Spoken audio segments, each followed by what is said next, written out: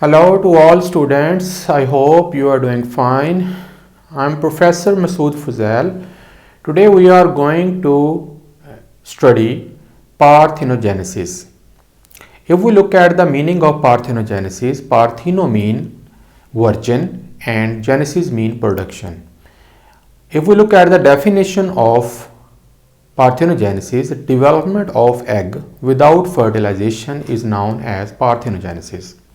As you know that in normal reproduction, male gamete sperm and female gamete egg fuses with each other during a process known as fertilization to produce a zygote, which later develops into embryo and new individual. But in this case, which is a type of asexual reproduction, parthenogenesis, egg develops directly into zygote and embryo without fertilization by sperm. So there are two types of parthenogenesis today we are going to discuss. One is haploid parthenogenesis and the other one is diploid parthenogenesis. So first of all we are going to study haploid parthenogenesis. Haploid parthenogenesis takes place in honeybees. As you know that honeybees lives in beehives. A beehive of honeybee contain three types of flies. Number one, drone. Drone is a male fly and male honeybee and which is usually haploid. The second one is queen. Queen is female honeybee which is diploid. There are usually one queen in one honeybee hive and 5 to 10 or sometime little more than that drones in a beehive. The function of male drone is to produce sperm while the function of female is to produce eggs for the process of reproduction. The third type of honeybees are worker honeybees.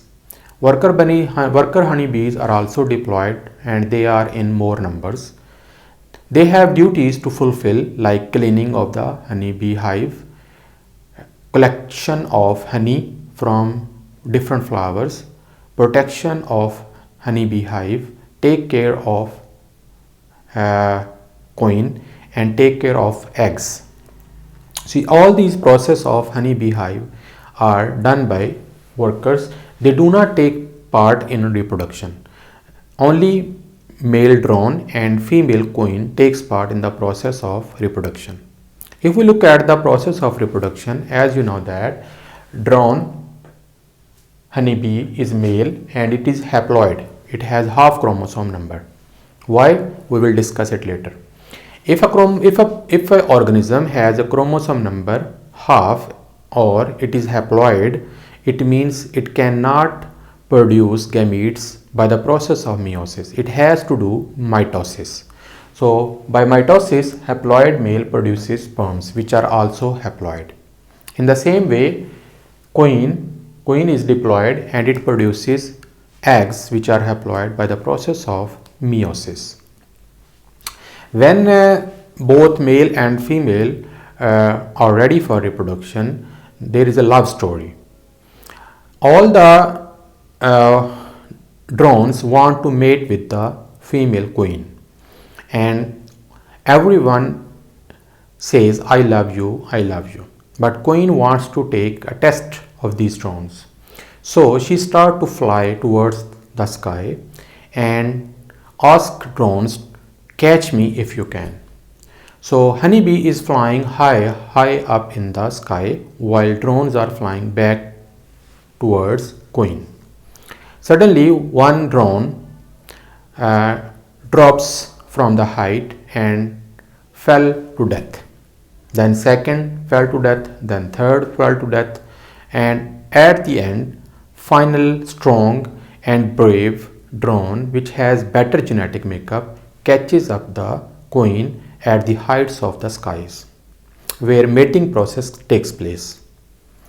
During mating process, male transfer its sperms into the abdominal pouch present in the female honeybee queen. After receiving sperms from male, queen closes off the pouch with the help of a valve. After all doing this, drone, which is a male, dies also. And queen is returned back to beehive with sperms from the male. At that time, honey beehives, in honey beehive, chambers, hexagonal size chambers are ready for eggs.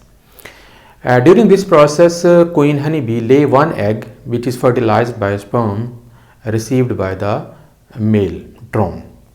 Each egg is fertilized and the process is known as fertilization, which is a sexual reproduction process. When a sperm fuses with an egg, it forms a zygote. Zygote is diploid and this diploid zygote develops into embryo.